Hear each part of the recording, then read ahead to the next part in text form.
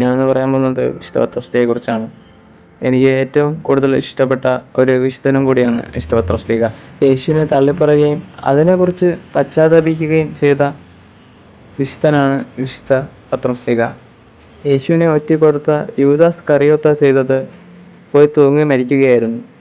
മറിച്ച് വിശുദ്ധ പത്രോസാകട്ടെ, എൻ്റെ ഗുരുവിനെ ഞാൻ തള്ളിപ്പറഞ്ഞല്ലോ എന്ന ആ ഒറ്റൊരു കാരണം വെച്ച് അത് ഓർത്തോർത്ത് കരയുകയും പശ്ചാത്തപിക്കുകയും ചെയ്ത വിശുദ്ധനാണ് വിശുദ്ധ പത്രോസ്ലീഹ.